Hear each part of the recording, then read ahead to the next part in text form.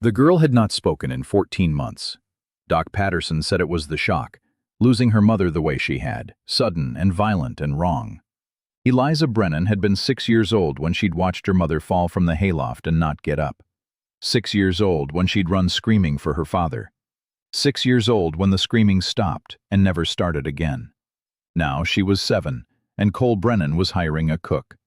The woman who stepped off the stage in Copper Falls on the first Tuesday in September was not what he'd expected.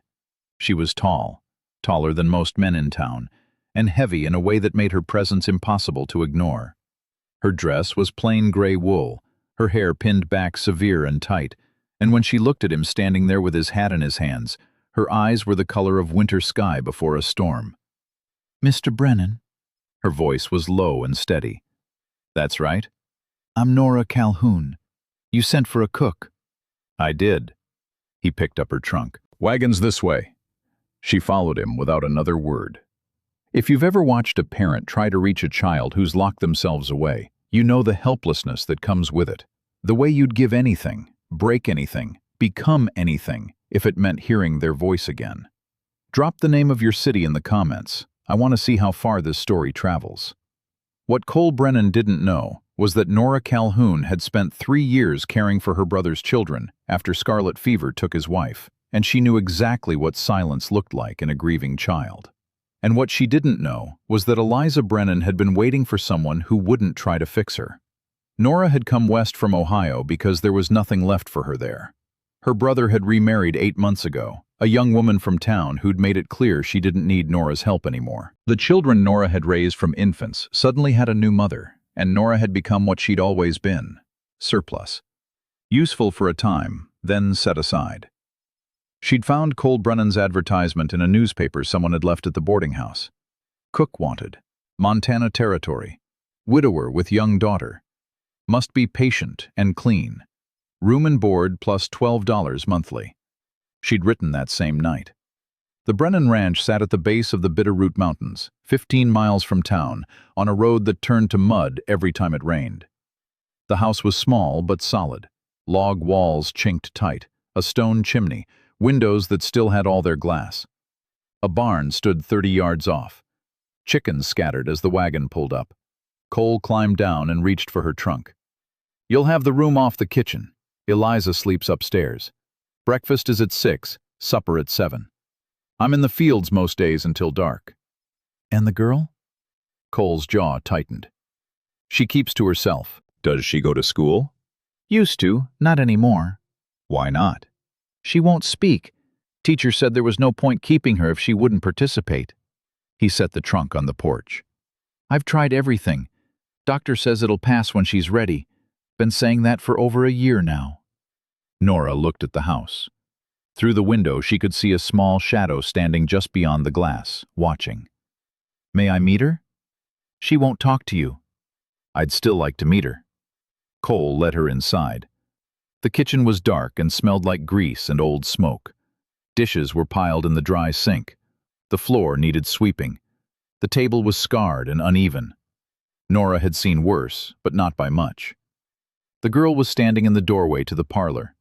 She was small for 7, thin in the way children get when they stop caring about food. Her hair was dark and tangled, her dress too short at the ankles. She watched Nora with eyes that were too old for her face. Nora set her bag on the table. Then she knelt so she was at the girl's height. "Hello, Eliza. My name is Nora. I'm here to help your father with the cooking." She waited. The girl didn't move. "I'm not very good at talking to people I don't know yet either. So if you'd rather just listen for a while, that's all right with me." Eliza stared at her. Then she turned and walked out of the room. Cole exhaled. "Like I said, she won't talk." "That's all right." Nora stood. "She's listening. That's enough for now." She unpacked her trunk in the small room off the kitchen, a narrow space with a cot, a washstand, and a window that looked out toward the barn. She hung her 2 dresses on pegs, set her Bible on the windowsill, and placed her mother's photograph on the small table beside the bed. Then she rolled up her sleeves and went to work on the kitchen. By the time Cole came in from the barn that evening, the dishes were washed, the floor was clean, and the stove was radiating the kind of heat that meant something good was happening inside it. He stopped in the doorway. "Smells like—" He didn't finish. "Pot roast," Nora said, "with carrots and potatoes. There's biscuits in the oven." "We haven't had pot roast in—" Again he stopped. "Sit down, Mr. Brennan. I'll bring it out." She called for Eliza. The girl appeared in the doorway, silent as smoke.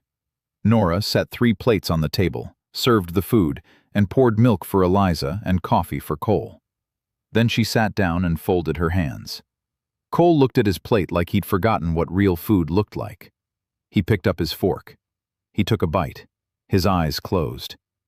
"This is—" His voice was rough. "This is exactly how my wife used to make it." Nora's chest tightened. "I'm glad." Eliza hadn't touched her food. She was staring at her plate with her hands in her lap. Nora watched her for a moment, then said quietly, "You don't have to eat if you're not hungry. But the carrots are sweet. I added a little honey while they cooked. If you wanted to try just one, I think you'd like it." The girl didn't move, but after a moment she picked up her fork. She speared a single carrot. She put it in her mouth. She chewed slowly. Then she took another. Cole watched his daughter eat with an expression Nora couldn't name. That night, after the dishes were washed and Cole had gone out to check the animals, Nora sat at the kitchen table with a lamp burning low and listened to the sound of the house settling.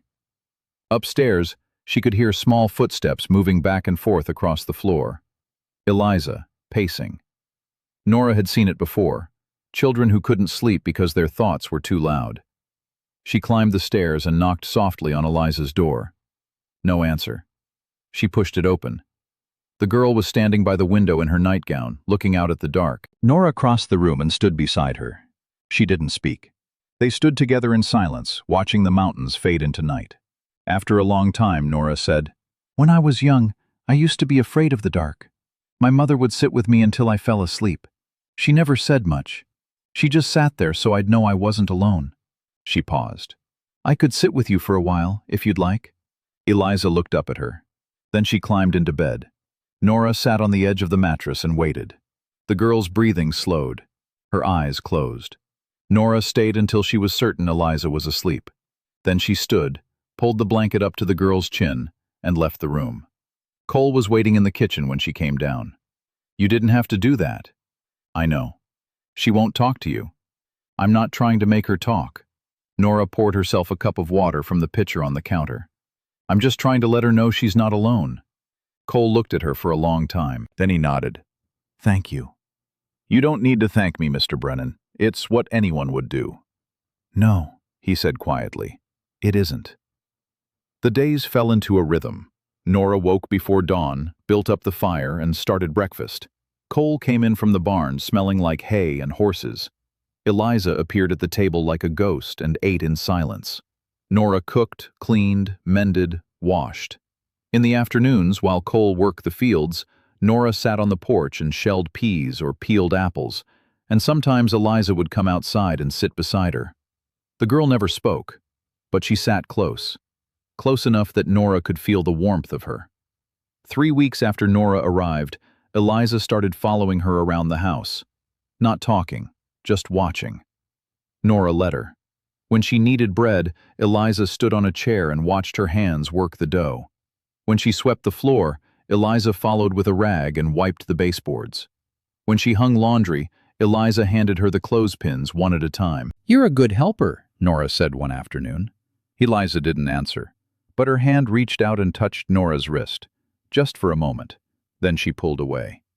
That night, Cole said, "She's different with you." "Different how?" "She smiles sometimes, when you're not looking." Nora's throat went tight. "That's good." "Yeah." He stared into his coffee. "I don't know how to thank you for that." "You don't have to thank me. I'm just doing my job." "No," Cole said. "You're doing more than that." The first snow came in late October. Nora woke to find the world white and silent. She built up the fire and started oatmeal with cinnamon and brown sugar, the kind that stuck to your ribs and kept you warm through a cold day. Eliza came down the stairs in her nightgown and stood in the doorway watching. Nora turned. "Good morning." Eliza didn't answer, but she walked across the kitchen and stopped in front of Nora. Then she reached up and took Nora's hand. She held it. Just held it. Nora's eyes burned. "You're cold. Let's get you closer to the fire." She led Eliza to the chair beside the stove and wrapped a blanket around her shoulders. The girl leaned against her side. Nora put her arm around her and held her while the oatmeal bubbled on the stove and the snow fell outside and the house filled with the smell of cinnamon. Cole came in from the barn and stopped. He looked at his daughter, really looked at her, and something in his face cracked. "She's never—" He couldn't finish. "I know," Nora said softly. He sat down at the table and put his head in his hands. That afternoon, a wagon pulled up outside. Nora looked out the window and saw a woman climbing down, tall, thin, dressed in expensive wool with her hair pinned up under a fashionable hat. She knocked on the door like she owned the place. Nora opened it. "Can I help you?" The woman looked her up and down. "I'm Margaret Patterson, Doc Patterson's wife. I heard Cole Brennan hired a cook." Her voice had the edge of someone who thought the word cook was being generous. "That's right. I wanted to see for myself." Margaret stepped inside without being invited. Her eyes swept the kitchen, the clean floor, the folded laundry, the bread cooling on the counter. "Well, you keep a tidy house, I'll give you that." "Thank you." Margaret's gaze landed on Eliza, who was sitting at the table with a slate. "And how is the poor girl? Still not speaking, I assume?" "She's doing well." Margaret's tone said she didn't believe it. "You know, half the women in town thought Cole was a fool for hiring someone like you. A woman of your size. They said you'd eat him out of house and home." She smiled. "But I told them, surely Cole knows what he's doing." Nora's hands clenched at her sides. "Is there something you need, Mrs. Patterson?" "Oh, I just wanted to meet you. See if you were suitable." Margaret pulled on her gloves. "Well, I suppose you're doing as well as can be expected, though I do hope Cole isn't paying you too much. It's not as though you'll be here long anyway." "And why is that?" "Because women like you don't stay, dear. You're here until something better comes along, and then you'll leave poor Cole and that child right back where they started." She patted Nora's arm. "But don't worry, we all understand. It's just the way things are." She left. Nora stood in the doorway and watched the wagon pull away. Her face was burning. Her hands were shaking. She turned around and found Eliza standing behind her, staring up at her with those two old eyes. "I'm not going anywhere," Nora said. Eliza didn't respond, but she reached out and took Nora's hand again. That evening, Cole came in for supper and found Nora standing at the stove with her shoulders rigid and her jaw set. "Something wrong?" Mrs. Patterson came by. "Margaret?" Cole's expression darkened. "What did she say?" "Nothing that matters." "Nora, I said it doesn't matter." She set the plates on the table harder than necessary. "Sit down. Food's ready." They ate in silence. Afterward, Cole sent Eliza upstairs and turned to Nora. "Tell me what Margaret said." "Why? So you can go defend me?" "I don't need defending, Mr. Brennan." "I didn't say you did. But if she said something—" "She said I won't stay, that women like me never do." Nora's voice broke. "And maybe she's right." "She's not right." "How do you know?" "Because I've been watching you for 6 weeks, and you're not going anywhere." He crossed the kitchen and stopped in front of her. "You're the first person who's made this house feel like a home since my wife died. You're the first person who's made Eliza smile. Hell, you're the first person who's made me remember what it's like to want to come home at the end of the day. So no, Margaret Patterson doesn't know a damn thing about you." Nora looked up at him. "I'm not your wife." "I know that. I'm not trying to replace her." "I know that too." His voice softened. "But you're here, and that matters more than you think."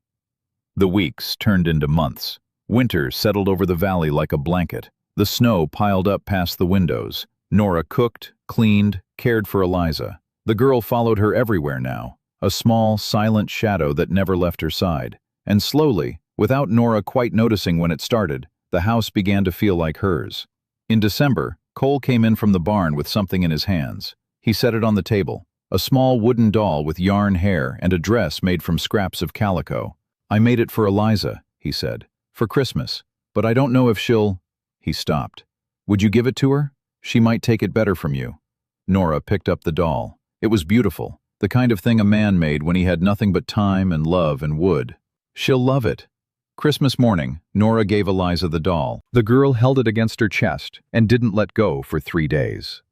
The trouble came in January. Cole was out checking the fences when the horse spooked and threw him. He landed wrong. Nora heard the crack from the house. She ran outside and found him on the ground, with his leg bent at an angle that made her stomach turn. "Don't move," she said. "It's broken." "I know." She looked toward the barn. The nearest neighbor was 5 miles away. Town was 15, and the snow was too deep to ride. "I'll have to set it here. Can you do that?" "I've done it before." She turned toward the house. "Eliza!" The girl appeared in the doorway. "I need you to bring me the whiskey from the cupboard and the clean rags from the basket. Can you do that?" Eliza stared at her. Then she nodded and ran inside. Nora knelt beside Cole. "This is going to hurt." "I know." Eliza came back with the whiskey and the rags. Nora poured half the bottle down Cole's throat, then gripped his leg and pulled. Cole screamed. The bone shifted back into place. Nora wrapped it tight with the rags and tied it off with strips of cloth torn from her apron. "Can you walk?" "Not on this." "Then I'll help you." She got her shoulder under his arm and hauled him to his feet. Together they stumbled toward the house. Eliza held the door open. They got Cole inside and onto the bed in Nora's room off the kitchen. "You're stronger than you look," Cole said through gritted teeth. "I've had practice." For the next 3 weeks, Cole was bedridden. Nora did everything: the cooking, the cleaning, the animals, the firewood. Eliza helped where she could, carrying water, gathering eggs, sitting with her father when Nora needed both hands for something else. One night, Nora came inside after feeding the horses to find Cole sitting up in bed with Eliza asleep against his side.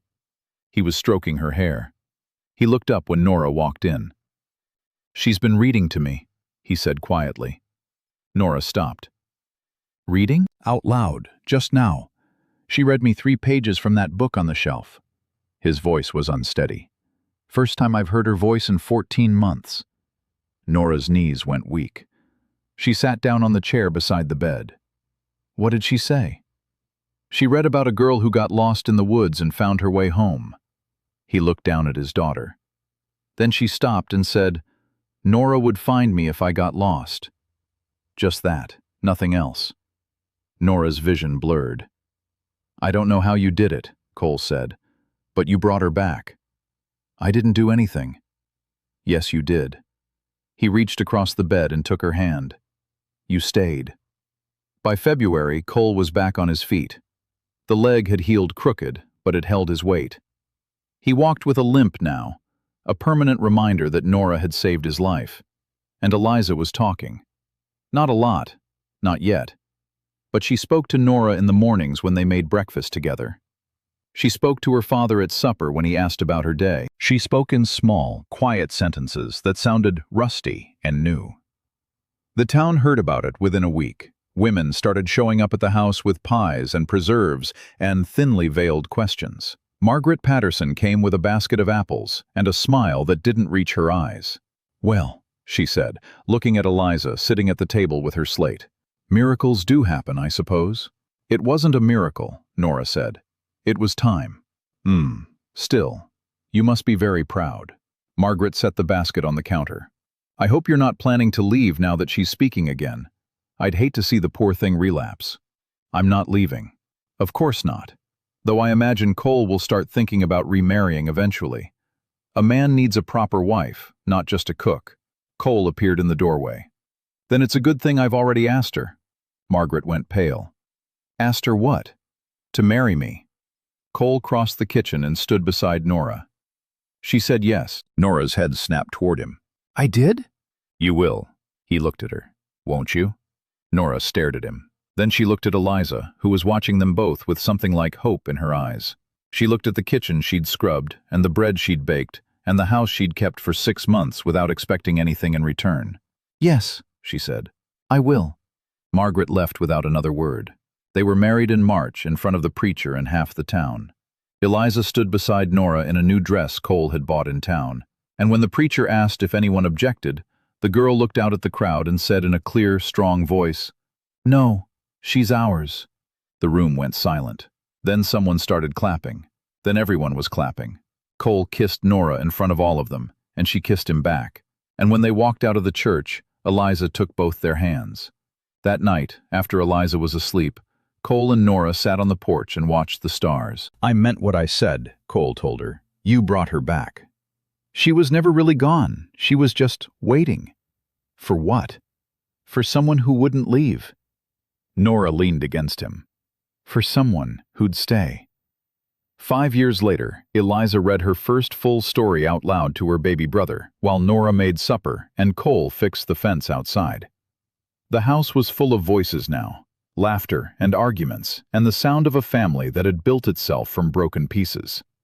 Some nights, Nora stood at the stove and thought about the woman who'd stepped off the stage 6 years ago with nothing but a trunk and the belief that she was surplus. She thought about Margaret Patterson's voice saying, "Women like you don't stay." And she thought about Eliza's small hand reaching for hers in the kitchen that first terrible winter. She had stayed, and staying had been the thing that saved them all.